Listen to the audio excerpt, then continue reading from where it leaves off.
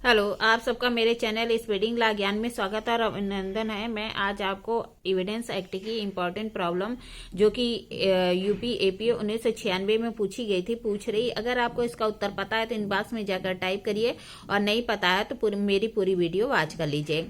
अ ब का अभियोजन इसलिए करता है, क्या कह रहा है, अ ब का अभियोजन इसलिए करता है कि उसने अ की गाय चुराई है। बस दोष सिद्ध होता है और ब ने गाय स को के हाथ बेच दी थी। अ स के विरुद्ध गाय की पुनः प्राप्ति के लिए वाद लाता है और अपने की दावे की पुष्टि के लिए ब के विरुद्ध निर्णय को पेश करता है। क्या यह निर्णय सुसंगत है? कारण सहित उत्तर दीजिए।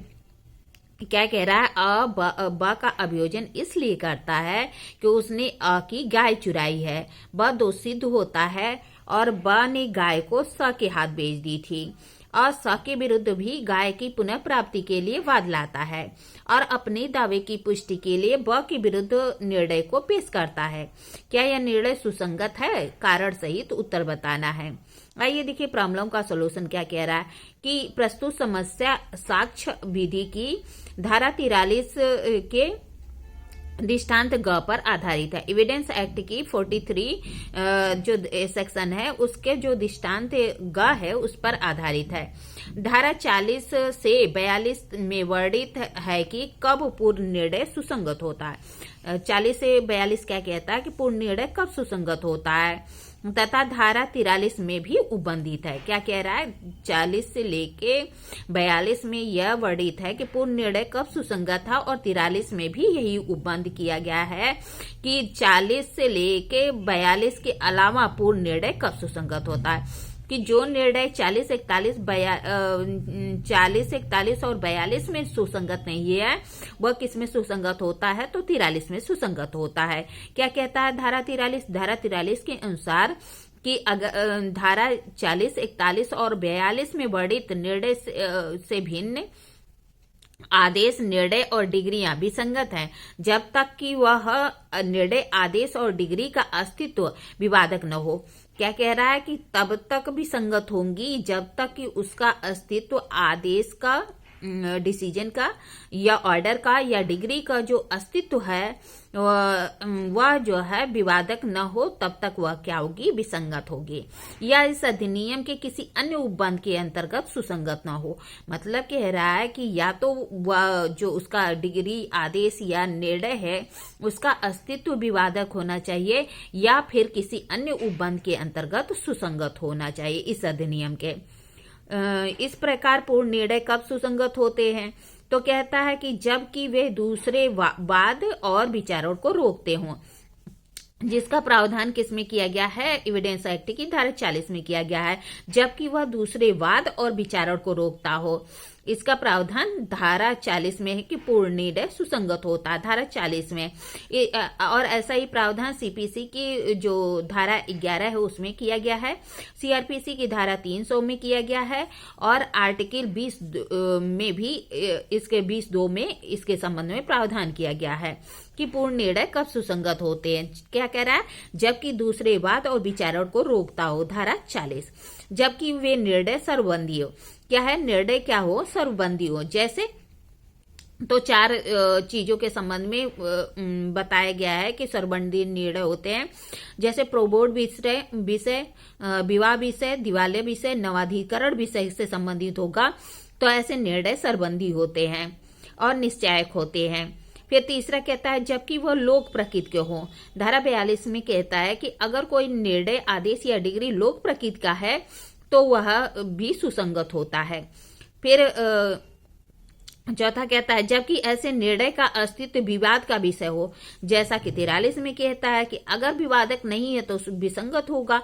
अगर वो उसका अस्तित्व है, निर्णय, आदेश या डिग्री का, वह विवाद का विषय हो तो सुसंगत होगा। जबकि वे अधिनियम के अन्य धाराओं के अंतर्गत सुसंगत हो, जब वह अधिनियम के अन्य धाराओं के अंतर्गत सुसंगत हो, जैसे कि धारा 8, धारा 11, धारा 13, धारा 54 की उपधारा 2 के अधीन।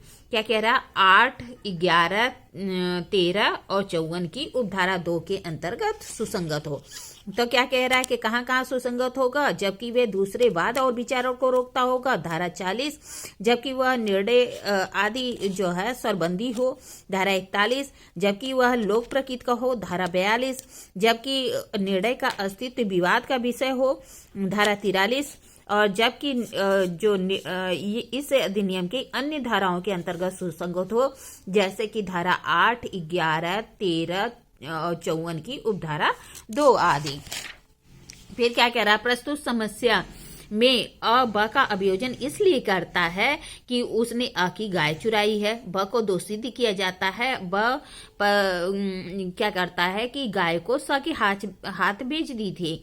तो अ क्या करेगा, स के विरुद्ध भी गाय की पुनः प्राप्ति के लिए वाद लाता है और अपने दावे की पुष्टि के लिए ब के विरुद्ध जो निर्णय है उसे पेश करता है। प्रथम दृष्टया यह देखने से प्रतीक होता है कि ब के विरुद्ध दिया गया निर्णय गाय की पुनः प्राप्ति के लिए वाद में सुसंगत है।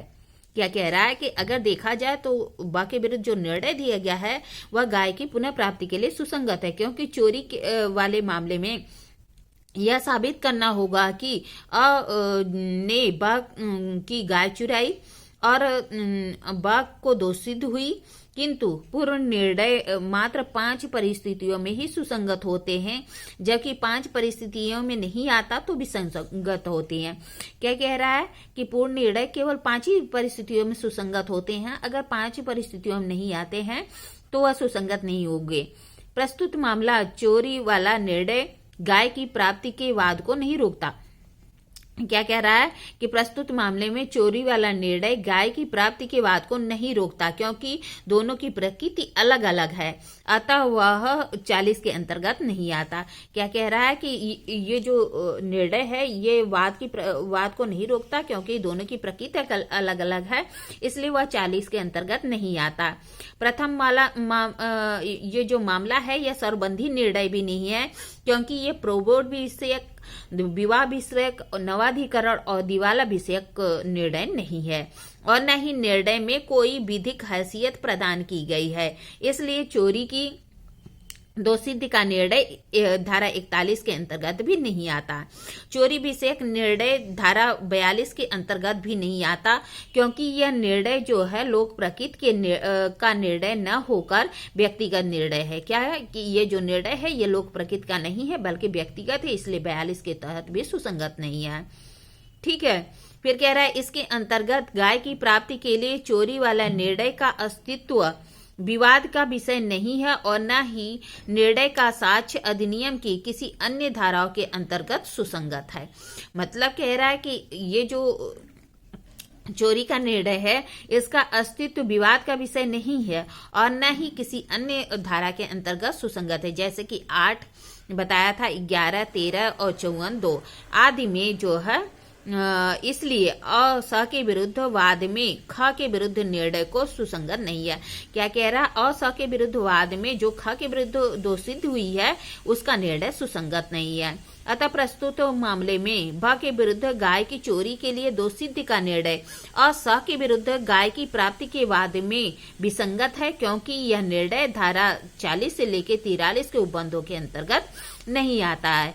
इस तरह मैंने आपको प्रॉब्लम बताई, प्रॉब्लम का सोल्यूशन बताया। ऐसी अच्छी प्रॉब्लम के लिए मेरा चैनल सब्सक्राइब करिए, लाइक करिए, कमेंट करिए और शेयर करिए। अगर नहीं अच्छा लगता तो डिसलाइक भी कर सकते हैं, आपकी मर्जी। ठीक है, धन्यवाद, थैंक यू।